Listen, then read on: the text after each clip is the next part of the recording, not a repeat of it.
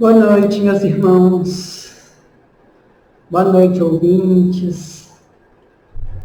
Boa noite, família Semeador. Muito boa noite a todos. Estamos reunidos mais uma vez para mais um estudo do Evangelho. Que a paz e o amor do Mestre Jesus nos envolva, nos fortaleça e que nós possamos ter um bom aproveitamento desse estudo. Vamos primeiro fazer a nossa prece, para depois dar continuidade ao estudo. Elevando os nossos pensamentos a Deus, nosso Pai, ao Mestre Jesus e aos benfeitores espirituais. Nós te rogamos, Mestre amado, esteja conosco, que os teus benfeitores aqui permaneçam nos auxiliando na compreensão deste estudo, na compreensão dos teus ensinamentos, do teu Evangelho, Mestre, das leis de Deus, que nos leva ao aperfeiçoamento moral, que nos leva aos mundos felizes. Mestre amado, que a tua paz se faça neste ambiente e que se estenda a todos os lares, a todos que nos ouvem, a todas as famílias que permaneçam unidas pelo teu amor. E assim, Mestre amado, mais uma vez nós te agradecemos e te rogamos. Fique conosco, hoje e sempre. Dando continuidade ao estudo do Evangelho, nós estamos estudando o capítulo 9, Bem-aventurados os mansos e pacíficos. Hoje nós vamos ver o item 8, que é obediência e resignação. E quem vai nos auxiliar é o nosso irmão Edson. Edson, seja bem-vindo, que Jesus te ilumine. Obrigado.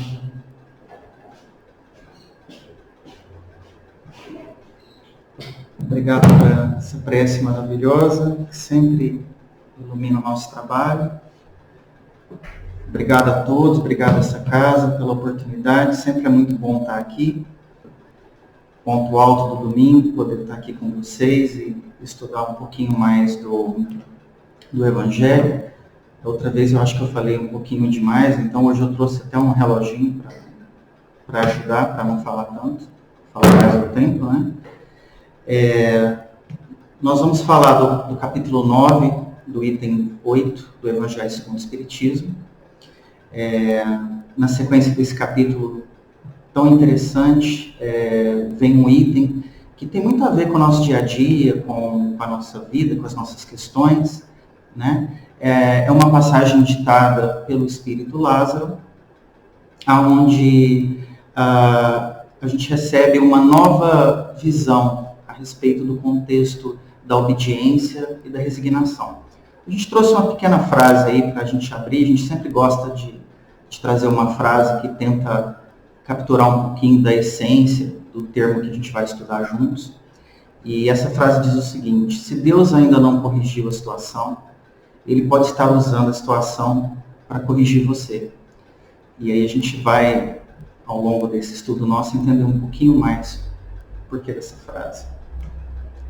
Então, como a dona Vilma citou, a gente vai entender o papel da obediência e da resignação dentro do Evangelho, né, na perspectiva da doutrina espírita. A gente separou aqui uma definição do dicionário de obediência, né, que é o hábito ou disposição para obedecer, a submissão à vontade de alguém e docilidade. Vamos guardar essa palavra docilidade, porque a gente vai usá-la muito ao longo do estudo. E resignação, que é experienciar uma situação sem intenção de mudá-la. De novo, vamos guardar a palavra experienciar, que ela vai fazer muito sentido na medida que a gente segue com o estudo. Fazendo uma síntese dos pontos-chave do item, né, é falado da obediência e resignação, e aí dentro da figura de Jesus, que seriam instrumentos de consentimento. Mas que tipo de consentimento? Da manifestação favorável nossa à verdade que é revelada pelas virtudes do Cristo. né? Porque foi assim que ele nos ensinou tanto, pelo comportamento dele diário, não apenas pelas palavras, mas pela própria conduta dele, né? E aí tem um parágrafo interessante no item que fala o seguinte, que o frouxo não pode ser resignado, assim como o orgulhoso e o egoísta não podem ser obedientes, né? E aí o item aprofunda isso, através da clareza do que o Espírito está ditando, que a mera negligência ou aceitação complacente não é o entendimento da prova, né? Não nos ajuda a entender aquela aprovação. E por isso que não é resignação, né? E a vaidade do orgulho e do intelecto muitas vezes cega na nossa caminhada para o entendimento da simplicidade que é a lei do progresso, a lei do amor e tal. Então, a gente tem que sempre ter esse cuidado de equilíbrio e o item começa explicando isso para a gente. E ele fala uma coisa importante que a gente já teve oportunidade de escutar aqui nessa casa, em outras palestras, em outros estudos, que a virtude dessa geração nossa, que é esse progresso intelectual que aconteceu principalmente nos últimos 200 anos, não é a única faceta que nós temos, né? A questão do progresso moral não acompanhou a evolução intelectual que nós tivemos. Então, se a virtude dessa geração nossa, né? E é importante a gente entender que quando o Espírito dita isso a Kardec, nós estamos falando ali na segunda metade, né, do século XIX, 1864. Então, naquele momento ali, já há um reconhecimento do progresso intelectual e da questão moral, né? Aí onde ele fala que o vício é indiferença moral. E aí nós vamos aprofundar nesse entendimento daqui a pouquinho também. E aí tem um enunciado do Espírito que diz o seguinte, olha, obedecei à grande lei do progresso, que é a palavra da vossa geração. Ai do espírito preguiçoso, daquele que se fecha o seu entendimento. O Espírito, nesse trecho, ele explica que a obediência e a resignação, elas são virtudes companheiras, né? E que elas ajudam o homem a recolher ali todas aquelas dificuldades que ele tem devido à rebeldia, devido à própria natureza apegada às questões da matéria, né? E ele fala uma coisa bastante interessante, que é o seguinte, ele diz o seguinte, olha, que a obediência é o consentimento da razão. Se a gente parar para observar, faz todo sentido, né? Porque quando a gente obedece, é porque aquela instrução nos faz sentido. Aquela instrução, ela ressoa com o que nós acreditamos ser correto, ser certo, né? E isso é o que valida. Então a gente está usando a nossa razão, né, para julgar aquilo. E ele vai mais e diz o seguinte, que a resignação é o consentimento do coração. Sim, porque se a gente olha para a conformidade com a situação, sem revolta, sem rebeldia, isso é uma decisão do sentimento, né, intuitiva do nosso coração. E aí ele fala da importância dessas virtudes na energia que nos dá para carregar os fardos da nossa caminhada aqui na Terra. O contexto que esse item aborda sempre gera em torno do exemplo de Jesus, que, sem dúvida alguma, é a nossa maior síntese de comportamento obediente e de resignação às leis divinas, né? Então ele diz o seguinte, olha, que a doutrina de Jesus ensina a obediência e resignação, né? Duas virtudes companheiras da doçura. Toda resistência orgulhosa deverá ceder, cedo ou tarde, mas bem-aventurados os que são brandos, porque prestarão dócil ouvido aos ensinamentos. Isso, de novo, tem muita lógica para nós, né? Porque se eu estou ali sendo obediente ao que está sendo ensinado, e se eu vivo os meus dias de forma resignada, isso torna muito mais fácil a minha compreensão daqueles momentos, daquelas dificuldades, né? Daqueles obstáculos que a gente vive. E aí, obviamente que na medida que a nossa capacidade de entendimento aumenta, assim aumenta também a nossa compreensão do propósito maior de tudo aquilo que a gente está vivendo. Consequentemente, deixando aquela jornada nossa muito mais leve, né? Porque não há sensação de injustiçamento. Tem uma passagem do Evangelho de Mateus, que eu gostaria de ler um pouquinho, para a gente também poder abordar, que diz o seguinte: naquela mesma hora chegaram os discípulos ao pé de Jesus, dizendo: quem é maior no reino dos céus?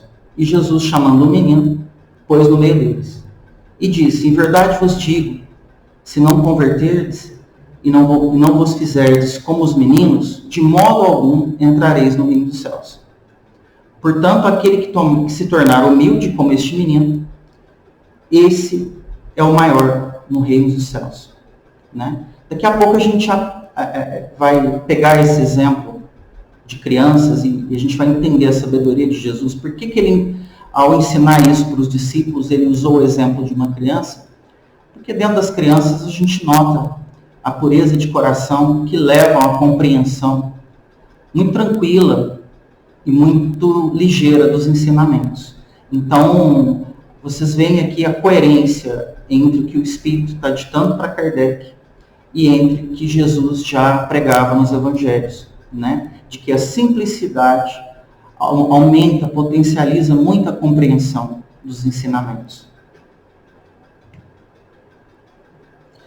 Quando a gente vai no âmbito para entender essa obediência, não como uma coisa pejorativa ou diminutiva do indivíduo, mas como uma coisa mais ampla, de repente como um veículo de crescimento do aprendizado. Por quê? Porque se a gente observar, a obediência, ela não cerca, ela está em todos os lugares. A gente vê dentro da obra de Deus essa doutrina da obediência se fazendo presente nos processos da natureza, nas estações, nos fenômenos. A gente vê esses processos na vida animal, vegetal, no ciclo das coisas, na cadeia alimentar, enfim, em todos os processos biológicos. A gente vê uma obediência quase orquestral, que em segundo momento nos traz uma harmonia muito grande na existência das coisas. E transcende nosso planeta. Essa obediência às leis da física, às leis da química, elas permeiam nosso universo, né? Então, nada funciona sem ter obediência às leis, né? Sejam da química, física e do próprio comportamento, da própria inter-relação entre nós e esse meio todo que nos cerca. E aí tem uma outra passagem de Mateus também, muito interessante, onde Jesus diz o seguinte: olhai para as aves do céu, que nem semeiam, nem cegam, nem ajuntam em celeiros, e vosso Pai Celestial as alimenta. Não tendes vós muito mais valor do que elas? Né? Então, aqui Jesus está querendo mostrar que dentro desse sistema de obediência, né, as aves estão ali, e elas não têm todo o intelecto e todo o preparo que nós temos, mas não obstante, a elas é provido, né? Porque dentro da natureza instintiva delas, elas seguem aquela obediência, aquela ordem natural das coisas, e tudo para elas Deus provém, porque Ele está no controle, Ele está na gestão de tudo, né?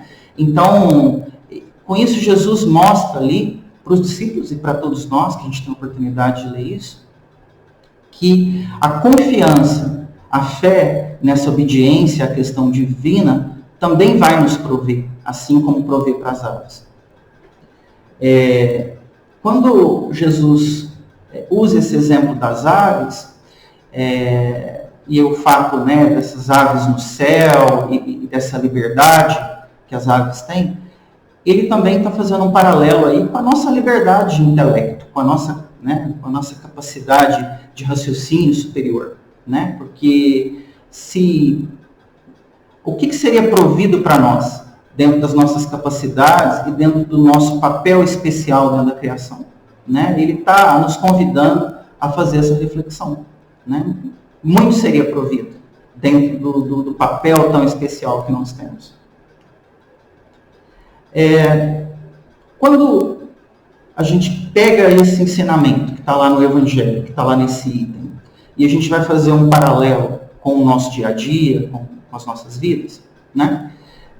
E aí a gente volta lá naquele exemplo que Jesus usou das crianças, né?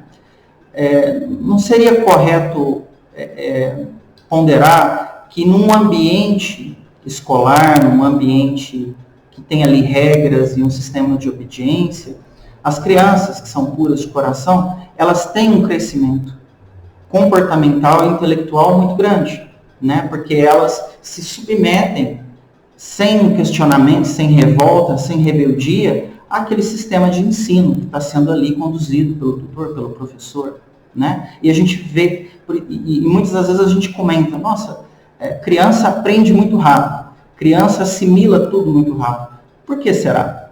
Né? Não seria justamente pelo que a gente está lendo aqui nesse item, dessa pureza, dessa simplicidade em absorver esses ensinamentos? Né? Deus que tudo comanda, né, e desenhou esse sistema de obediência às leis naturais, ele propicia para a humanidade um caminho muito mais tranquilo, mais fácil, se essas leis, se essa sabedoria celestial ela é seguida, né? Então, ou seja, tudo que a gente faz no nosso meio ambiente, no nosso planeta, que tem harmonia e tem respeito com o nosso planeta, tende a nos fazer bem. Agora, quando a gente se conduz de uma forma a adulterar a ordem natural das coisas, o que acontece? Ali você tem consequências que às vezes são devastadoras para o nosso meio, para a nossa saúde e para o próprio meio ambiente. E é importante a gente fazer o entendimento que a obediência não é um menosprezo à condição humana. A gente deve buscar entender a obediência mais como um caminho, como uma ferramenta para potencializar e facilitar a nossa evolução e o nosso crescimento, né? É como se fosse aquele manual ali, né? Aquela receita, aquele código de instruções que a gente segue e que facilita muito mais a nossa produtividade ou o alcance dos nossos objetivos. E quando a gente volta para o exemplo do Cristo, a gente vê a prática da obediência a Deus e da resignação durante todo o ministério dele, durante todo o evangelho dele. Em cada detalhe, em cada fala, em cada ensinamento, em cada comportamento, né?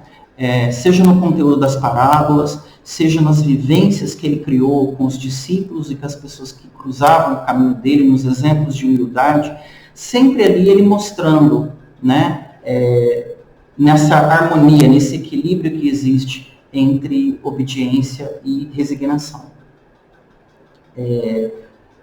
A gente, às vezes, numa perspectiva orgulhosa, a gente pode até achar que obediência é sinônimo de subserviência, né? Mas se a gente olhar com muito mais cuidado, a gente começa a notar que em vários momentos da nossa vida, onde a gente teve mais aberto a receber instruções, a receber conteúdo, né? A nos abrir para a perspectiva das experiências que estão acontecendo ao nosso redor, a gente consegue progredir muito mais rápido.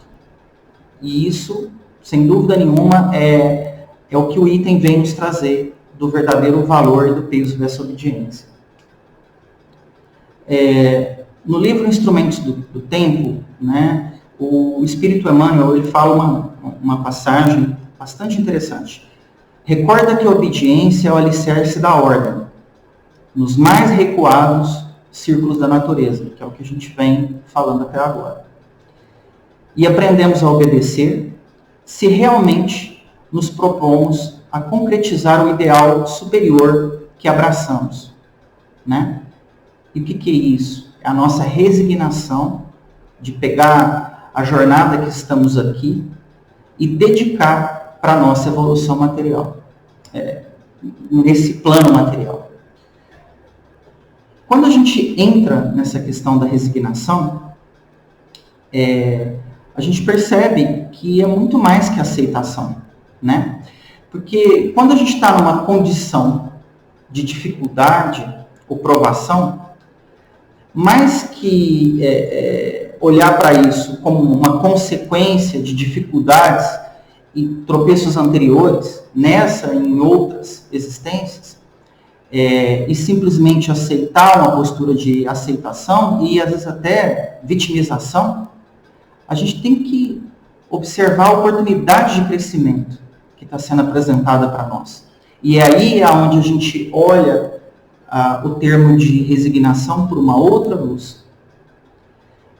Por isso que, mais que passar pela etapa ou aceitar a etapa ou as suas consequências, nós precisamos entender o contexto do que aquele obstáculo está tentando nos ensinar, né? É no esclarecimento sem revolta, sem rebeldia, de tudo aquilo que a gente está vivendo, é que a gente colhe o triunfo, né, da nossa dedicação, da nossa fé, porque aquele aprendizado, ele se cristaliza como conteúdo evolutivo na nossa caminhada.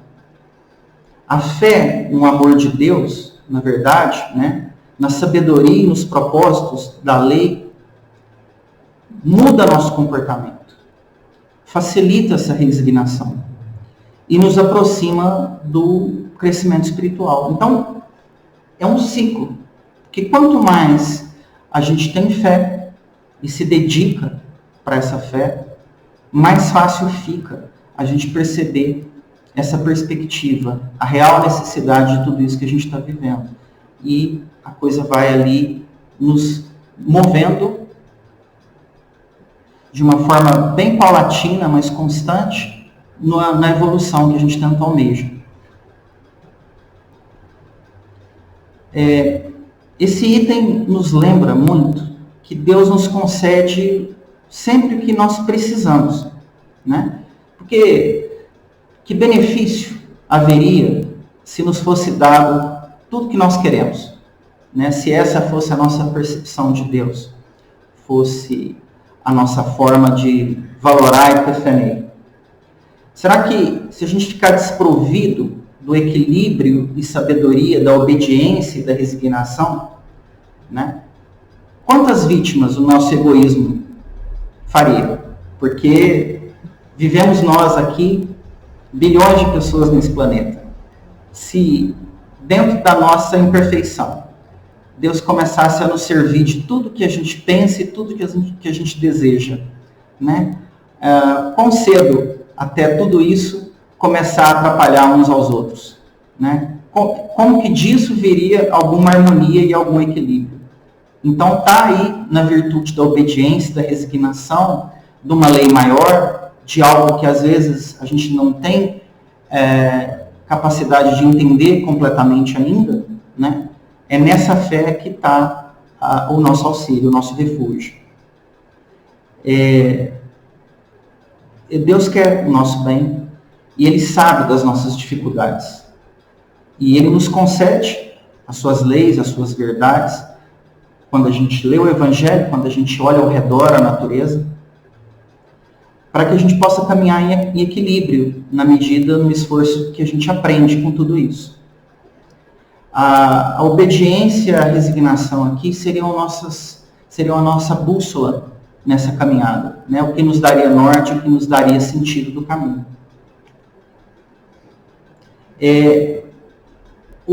Voltando ao que a gente citou lá no início do nosso estudo, né? Que o Espírito Lázaro diz, ele fala que a virtude da nossa geração é a atividade intelectual e o vício é a indiferença moral.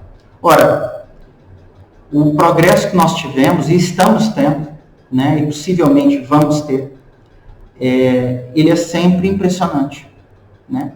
Mas ao mesmo tempo, basta ver as notícias por uma hora, seja no Brasil, ou seja no mundo todo, e a gente vê as aflições da violência, da opressão, da insensibilidade, do racismo, da fome, né?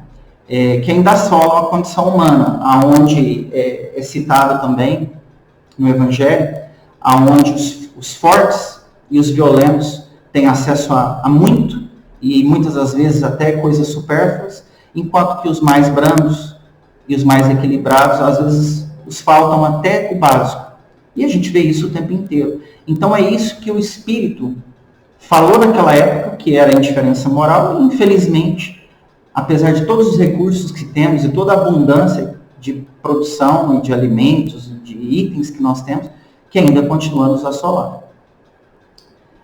Por que não, então, obedecer à lei do amor e do progresso, mas com resignação, para que dentro da nossa inferioridade e do tempo que todos nós precisamos, cada um à sua medida, para que a gente possa acelerar essa evolução moral da nossa geração, né? E tentar buscar um equilíbrio, né, com todo esse progresso intelectual que nós alcançamos.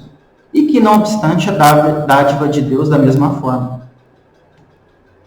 Na Bíblia, a gente também, além de Jesus, né, que é nosso exemplo maior, na figura de Maria, mãe de Jesus, a gente também tem um exemplo muito forte de obediência e resignação, né? Porque a vida dela e a caminhada, tanto antes de ter Jesus, no entendimento da vontade de Deus, e na resignação, na renúncia dos objetivos individuais, no enfrentamento do medo, do que aquela concepção poderia significar naquela época, dentro daquele universo judaico, mas sempre em prol e benefício de algo para os semelhantes dela. Então, é uma fé enorme, é uma obediência enorme às instruções de Deus, como a gente pode ver no Evangelho, e também uma resignação, aonde ali naquele momento ela se dedica única e exclusivamente para aquela missão, né? Sem rebeldia, sem revolta, sem se perguntar por que eu, né? Mas sempre de uma forma a buscar um entendimento do que ela tinha que desenvolver, do que ela tinha que vivenciar com aquilo, né? E aí tem duas frases que a gente pegou no Evangelho que sintetizam isso, né? Que Maria, consciente de que a Deus numa coisa é impossível, que está em Lucas, realizou da maneira mais perfeita a obediência da fé, que está lá em Romanos. E, além de obediente a Deus, de resignada ao impacto, né, daquela missão na vida dela, a Maria, ela teve perspectiva da vontade de Deus, da importância que teria para ela e para aqueles ao redor dela de ser parte de algo maior que si próprio. E foi exatamente isso que ela fez. Naquele momento ali, ela foi ferramenta de uma obra que era muito mais ampla do que ela. E uma coisa importante para a gente tentar observar também, que a glória dela, né, da fé dela, pelas bem-aventuranças que a gente observa, e pela dignidade de ser mãe do Cristo, né, o que brilhou ainda mais foi por ela ter ouvido e praticado completamente, de início ao fim, né, a palavra divina, a vontade de Deus, o que Deus queria para ela, né? E quando a gente lê o Evangelho, em momento nenhum a gente pode imaginar que pela nossa imperfeição, dentro do âmbito da obediência, há um menosprezo, uma humilhação, uma inferioridade da condição humana. Entendeu? Na verdade, não. Na verdade, é todo o espaço que existe para superação e crescimento, para aprendizado, né? E aí que está o verdadeiro progresso, a verdadeira finalidade de tudo que acontece, né?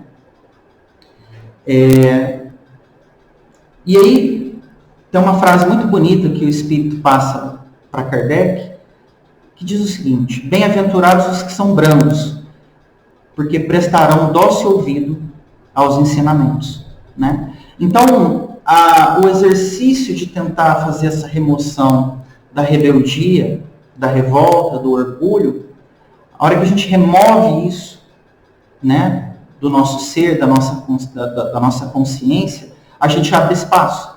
E aí, como a gente abriu espaço, fica muito mais fácil de buscar esse entendimento e essa percepção, né, do que está sendo ensinado ali para nós. Dentro do exemplo de Jesus, a gente vê a condução pelas virtudes, né? A gente tem nosso livre-arbítrio, mas esse livre-arbítrio é essa ferramenta para abrandar ou aumentar nosso sofrimento, né? Quando a gente exerce esse livre-arbítrio no âmbito que a gente vem discutindo da obediência e da resignação, a gente vê esse abrandamento. Por isso que o ensinamento chega mais dócil para a gente, né? No Livro dos Espíritos, na questão de 258, a gente vê o Espírito,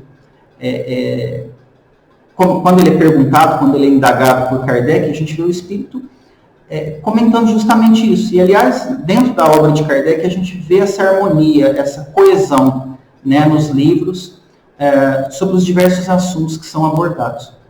O Espírito diz o seguinte para Kardec, que ele próprio, né, o Espírito, quando escolhe por encarnar, ele escolhe o gênero de provas porque há de passar. E nisso consiste o livre-arbítrio.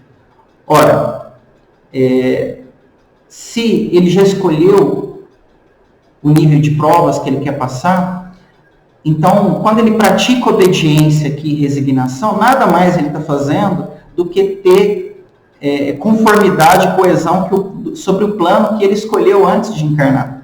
Porque nada está acontecendo que não foi previamente elaborado para a evolução daquele espírito, né?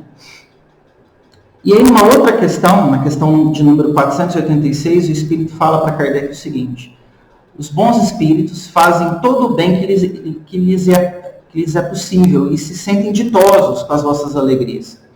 Afligem-se com os vossos males, quando não os suportais com resignação, porque nenhum benefício então tira deles, assemelhando-vos em tais casos ao doente que rejeita o remédio amargo que há de curar, né? Então aqui o Espírito está explicando da importância do que está acontecendo, porque se tem rebeldia não tem entendimento, se não tem entendimento não se aprende nada com aquilo. E aí lá no Céu e Inferno, no capítulo 8, tem uma passagem também bastante interessante, de novo em harmonia com isso que é explicado, que diz o seguinte, que a falta de resignação esteriliza o sofrimento, que por isso mesmo teria de ser recomeçado. Ou seja, aquele obstáculo que te foi apresentado, você não aproveitou aquela oportunidade, você vai ter que vivenciar aquilo de novo. Convém, pois, a coragem e a resignação. E o que se faz preciso é pedir a Deus e os bons espíritos que lhe concedam. Ou seja, você não está sozinho. Deus sabe muito bem das suas dificuldades, da sua condição. E não tem nada de errado em você fazer uma prece e você pedir essa obediência, essa resignação, essas energias, essas virtudes. Você pode pedir a Deus e aos bons espíritos que ajudem você também, para que você possa galvanizar isso cada vez mais no seu caminho. Aí a gente extraiu uma outra passagem de Emmanuel que eu gostaria de ler junto com vocês, que diz o seguinte: toda criatura obedece a alguém ou alguma coisa. Ninguém permanece sem objetivo. A própria rebeldia está submetida a forças corretoras da vida. O homem obedece toda hora. Entretanto, se ainda não pode definir a própria submissão por virtude construtiva, é que não raro atende antes de tudo aos impulsos baixos da natureza, resistindo ao serviço de alta elevação. Quase sempre transforma a obediência que o salva em escravidão que o condena. A quem obedeces?